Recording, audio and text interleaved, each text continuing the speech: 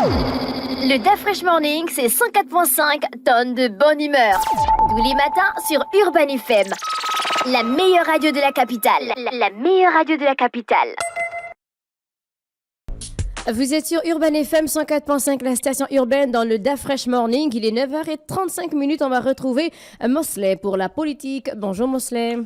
Bonjour René Rude, bonjour tout le monde, bonjour Elvis et Fallon. Tu vas bien? Oui. Aujourd'hui, on parle de quoi? On parle de politique, comme à l'accoutumée. On parle de l'ouverture des dépôts de candidature pour la présidentielle du 12 avril 2025. Ça veut dire on sait déjà le nombre de candidats qu'on a ou bien? Non, on n'a pas encore la liste définitive. Évidemment, ce n'est que le premier jour. Donc, on va dire la session a été ouverte hier parce que c'est du 27 au 8. Donc, tous ceux qui ont envie, qui ont la prétention, qui pensent qu'ils peuvent pouvoir candidater à la prochaine élection présidentielle, du moins solliciter les suffrages des Gabonais, doivent, à partir de... Enfin, depuis hier, doivent savoir que depuis hier, il y a la possibilité de retirer les dossiers de candidature auprès du ministère de l'Intérieur, notamment auprès de la Commission nationale d'organisation et de coordination des élections qu'on appelle la CNOCER. Et comment ça se passe? Alors, de façon pratique, tu te rends.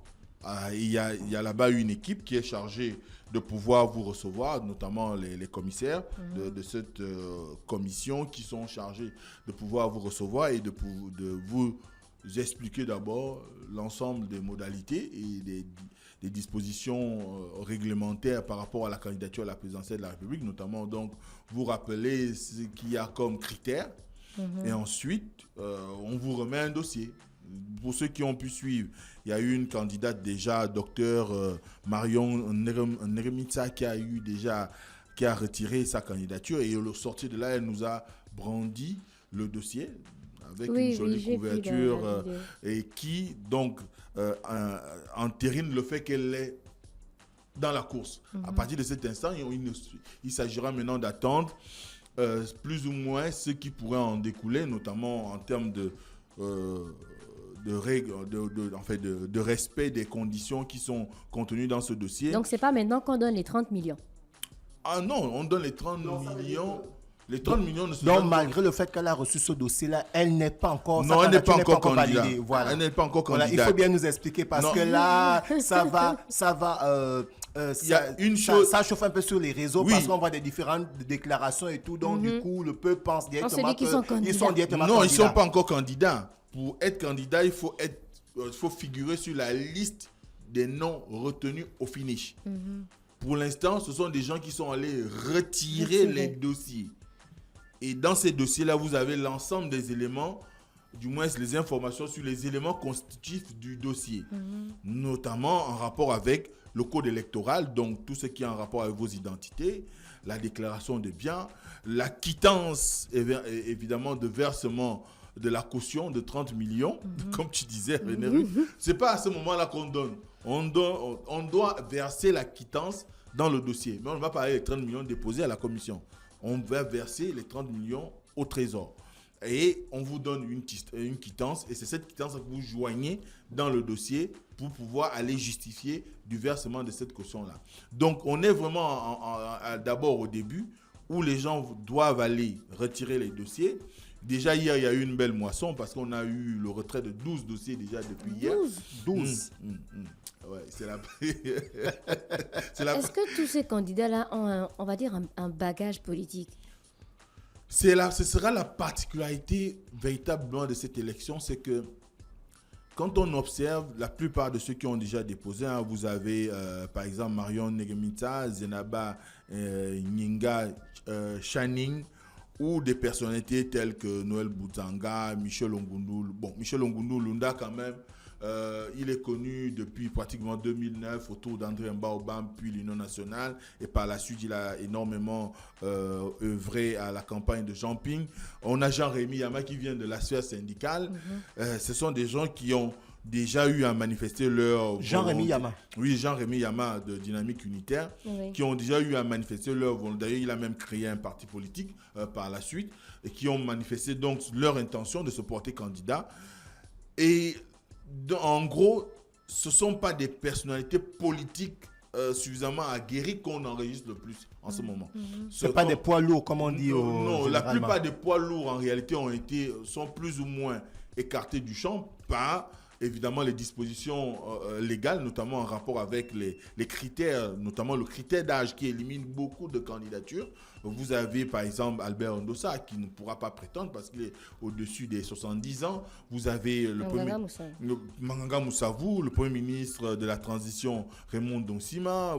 Vous avez Barreau Chambrier qui peut-être n'est pas atteint par la limite d'âge, mais qui est atteint par contre par le fait qu'il participe au gouvernement. Oui, il est dans le gouvernement, il est vice-premier ministre. Exactement, vous avez Paulette Missambo qui ne pourrait plus prétendre parce qu'elle est présidente du Sénat. Vous avez tous les présidents des cours constitutionnels qui ne peuvent pas se prévaloir d'une candidature à la présidentielle. Donc on aura beaucoup plus des gens qui peut-être étaient dans le régime ancien et qui aujourd'hui se mettent en avant. On a par exemple Alain-Claude Bilévin qui pourrait voir peut-être sa candidature validée.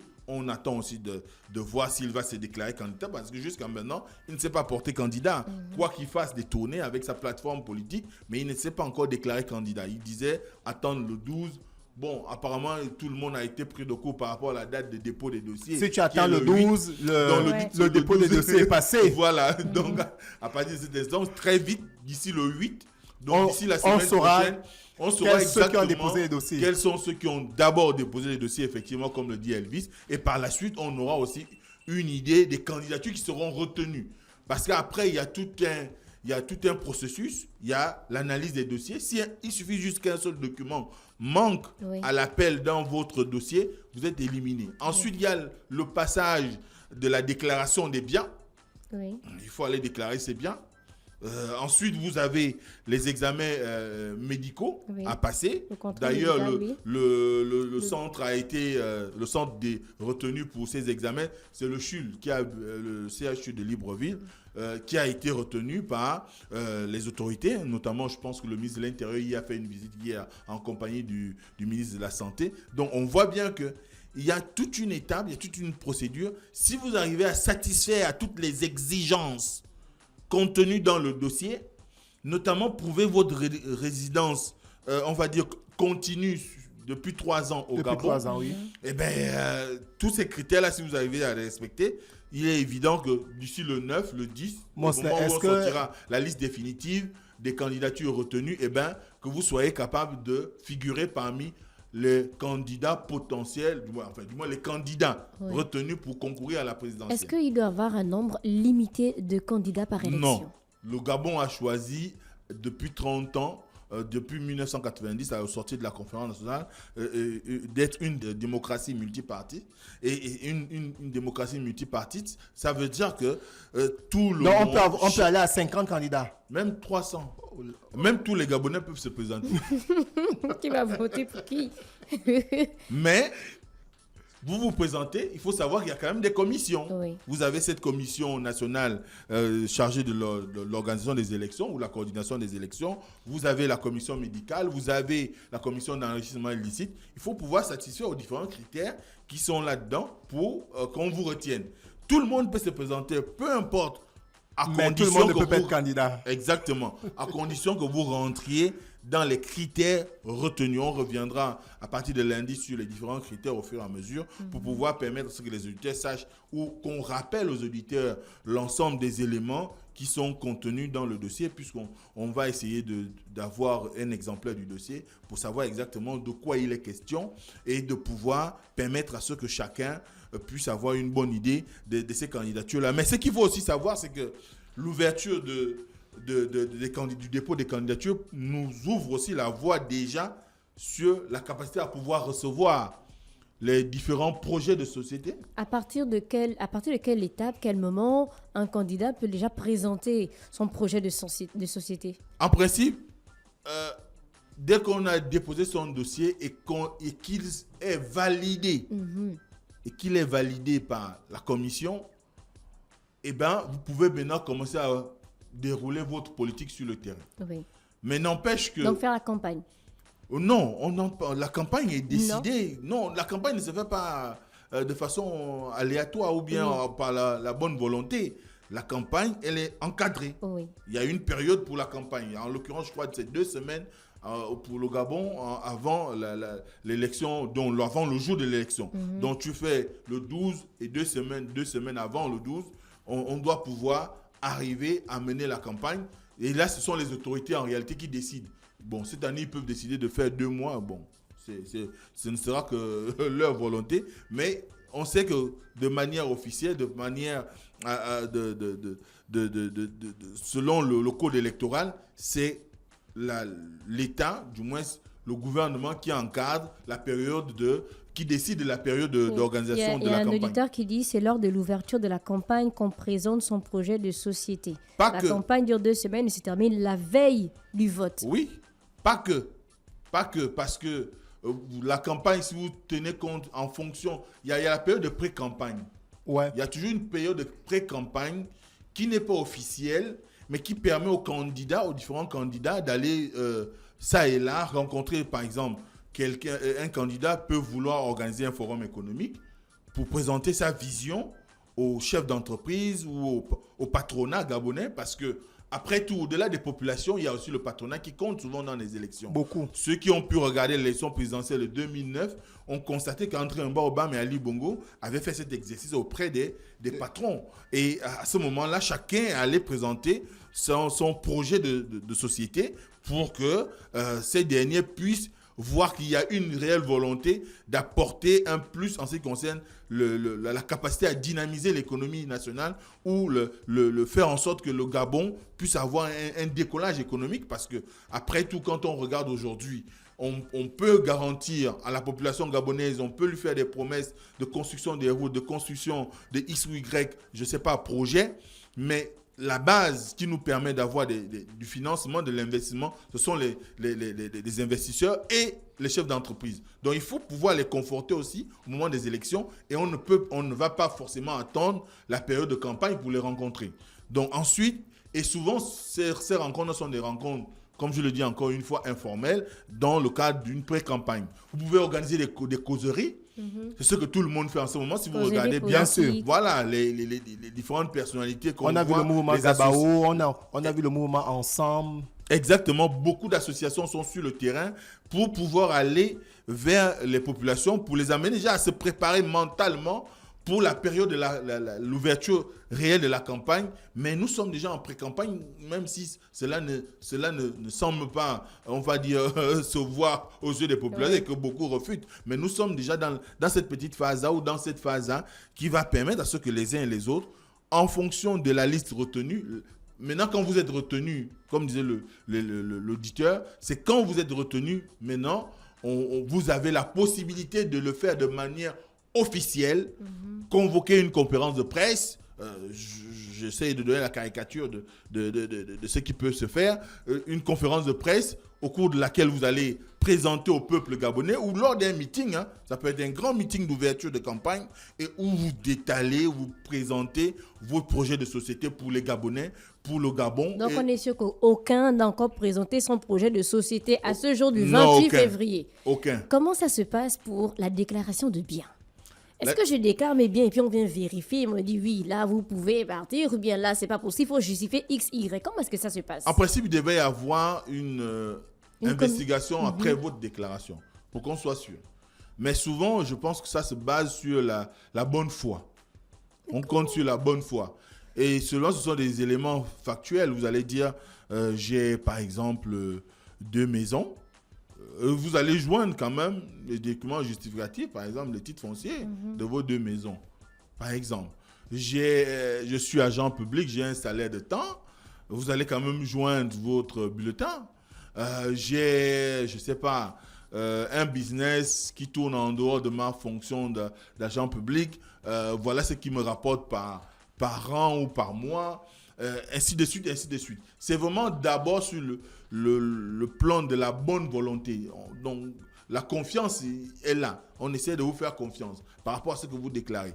Parce que, là, en réalité, par la suite, il devrait y avoir mission d'aller, par exemple, si vous donnez votre identité bancaire, si cela est demandé, je n'ai pas tous les critères. Si vous donnez votre identité bancaire, vous devez pouvoir, du moins la commission doit pouvoir aller vérifier au moment où vous candidatez, quel est le solde de votre compte. Oui. Et après, si vous êtes élu, on doit pouvoir aussi, à votre entrée de fonction, vérifier quel est le solde de votre compte. Et à la fin, on doit également le vérifier. Parce qu'il faut faire le comparatif entre ce que vous gagnez. Et s'il y a un trop-plein qui n'est pas justifié, parce que vous êtes incapable de pouvoir fournir les garanties nécessaires pour justifier pourquoi vous êtes entré avec 100 000 et qu'à la fin de votre mandat de président, vous sortez avec 7 milliards et que vous avez, si on fait le cumul de vos salaires, pour ceux qui vont percevoir... Mais Oscar, est-ce que le salaire du président de la République est connu? Parce que si le salaire est connu, sur la base de ça, on pourra faire, par exemple, le comptage à la fin de son mandat. Bon, de ce que j'ai appris, c'est vraiment officieux, ce n'est pas officiel. C'est vrai qu'on... Si c'est officieux. Voilà, on va le dire, on peut le dire comme ça. On est dans les supputations. Personne, au fond, ne sait exactement avec précision combien gagne le chef de l'État au Gabon. Mais on dit que ça aussi, entre 25 et 30 millions le mois. D'accord. Alors, déclaration des biens des candidats, est-ce que ces informations seront accessibles au peuple? Non. Ce sont des informations personnelles. Oui, il y a une loi sur la protection des données personnelles. Pourquoi on va les rendre accessibles à la population? Donc, il n'y a que la commission là pour les élections? Il n'y a que les membres de la commission, pas des élections. La Commission nationale de lutte contre l'enrichissement illicite et des fraudes, qui a la compétence pour pouvoir recevoir vos déclarations de biens. La commission, elle reçoit juste le dossier parce que la commission d'enrichissement illicite vous remet un document que vous joignez à votre dossier pour pouvoir justifier de ce que vous avez satisfait aux critères de déclaration des biens. Donc, à partir de cet instant, il n'y a même pas d'utilité à ce qu'on puisse le dire aux populations. Quand on sait quelle est la nature de ces questions dans notre pays, moi, je vais aller déclarer que j'ai 7 milliards dans mon compte ou 200 milliards dans mon compte. Les gens au quartier vont commencer à se demander si je ne suis pas X ou Y. Vous voyez un peu? Tout à fait. Après, on va commencer à m'accuser de tout, même si ce n'est pas vrai. Donc, à partir de cet instant, je pense que la loi sur la protection des données à caractère personnel va agir pour permettre à ce qu'on n'ait pas à divulguer le patrimoine des uns et des autres. Chacun d'entre nous a nécessairement un patrimoine qui peut être commun avec son épouse ou individuel. Si je déclare le patrimoine que j'ai en commun avec mon épouse, je ne vois pas pourquoi mon voisin devrait le savoir. Même ma mère ne devrait même pas tout savoir. Mais donc, à partir de cet instant, il y a une préservation de cette information-là. Donc, c'est vraiment, on est sur la rampe qui doit amener à la validation des candidatures et on espère tout simplement qu'on va arriver à une situation où on mettra fin à cette cacophonie qu'on est en train d'enregistrer sur la scène publique où, évidemment, les discours sont beaucoup plus en rapport avec la bassesse politicienne au lieu de rentrer dans les idéologies, préparer les Gabonais à l'idéal démocratique et faire en sorte que nous soyons dans une situation où on va conforter les populations par rapport au projet de société qu'on pourrait leur proposer. Et cette phase doit pouvoir permettre à ce qu'également les candidats sachent que de 1993 à aujourd'hui, les Gabonais sont suffisamment matures aujourd'hui. Ce ne sont plus des nains politiques où on ne doit plus être dans l'idée de penser qu'ils sont immatures. Sinon, le prochain président de la République risque d'essuyer des frondes comme l'a connu le président Ali Bongo, où on a vu le deuxième mandat qui a été, je pense, pour ceux qui ont pu suivre, assez difficile pour lui, notamment avec les activistes et les mouvements sociaux qu'il y a eu à travers le pays.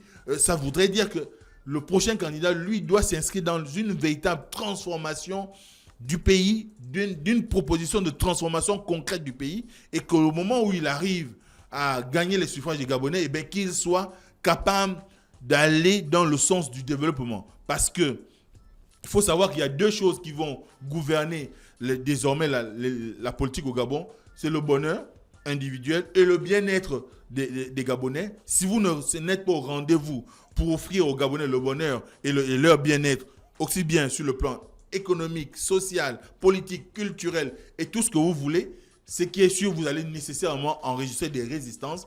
Et ce sont ces résistances qu'il faut maintenant éviter. Il faut aller beaucoup plus dans la construction, l'investissement. Il faut pouvoir garantir la sécurité pour tous les Gabonais, garantir l'accès à l'eau, à l'énergie pour tous les Gabonais, garantir un mieux-être pour la nation et permettre à ceux que, aussi bien les Gabonais de souche, les Gabonais d'adoption ou ceux qui sont venus prêter main forte à notre pays pour son développement, et bien que tout le monde se retrouve et que chacun ait, en fonction de son talent, la possibilité de s'émanciper et d'arriver à atteindre un stade de richesse qui soit confortable et qui lui garantisse la dignité. Merci, Mosley, pour... J'ai mis les organes aujourd'hui. J'ai vraiment mis les organes aujourd'hui. Merci beaucoup, Mosley, qui revenait sur l'actualité politique du pays. Retrouvez sa rubrique sur la chaîne YouTube de la radio Urban FM 104.5, la station urbaine. Le DAF Fresh Morning, c'est 104.5 tonnes de bonne humeur. Tous les matins sur Urban FM. La meilleure radio de la capitale. La meilleure radio de la capitale.